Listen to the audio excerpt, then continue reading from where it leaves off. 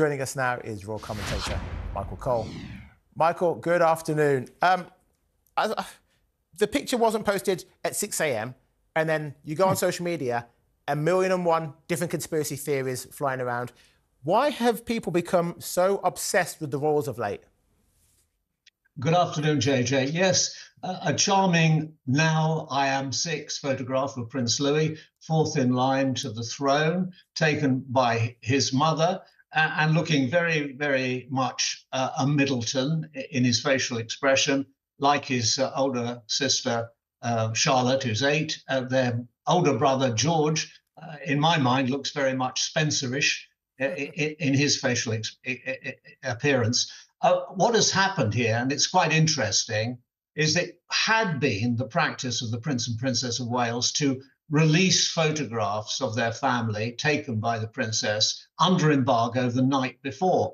This didn't happen this time, and I think there was a bit of a payback going on here, because you will remember that 6 weeks ago, the princess was severely criticized, rather unkindly and cruelly in some ways, when she released this photograph of her family. The picture was actually taken by Prince William, but then she altered it, she photoshopped it, she edited it, and this brought down upon her head some severe, scathing criticism. One agency, Associated Press of America, said that every future royal photograph would be forensically examined, and they did make quite a big fuss about it. Now, on this occasion, this photograph has been put out. Nobody's had the opportunity because they put it out on their social media account, now called X, used to be Twitter, and the forensic spies and investigators and invigilators won't be having to look at his shirt to see if the checks match up, because, as the palace has said, it is an unaltered image of the prince, and nice to see him looking so smiling and happy. Quite difficult for a parent to take a photograph that's worth putting out. I know that by a long experience.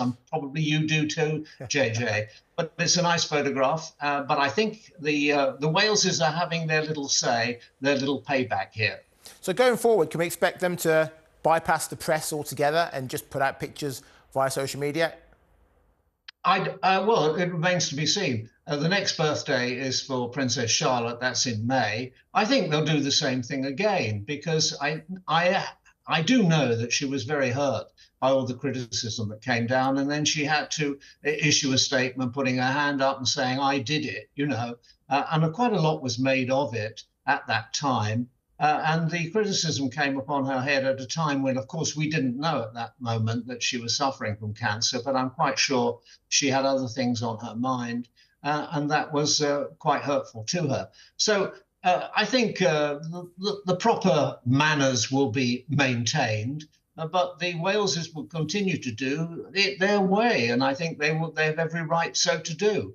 What would have been worse would have been, at this particular time, having to invite in an outside photographer while the mother is undergoing treatment, chemotherapy for her cancer. And they haven't done that. And the photograph is quite charming. And of course, as you said, it spiked all the rumors that were going around that they were going to, in some way, take action in a spiteful manner. They haven't done that at all. They put out a lovely photograph, and thanks for all the good wishes that they've had for Prince Louis. We've never had in this country, JJ, a King Louis. I think the French have had 17 of those, and then they had an emperor, Louis Napoleon.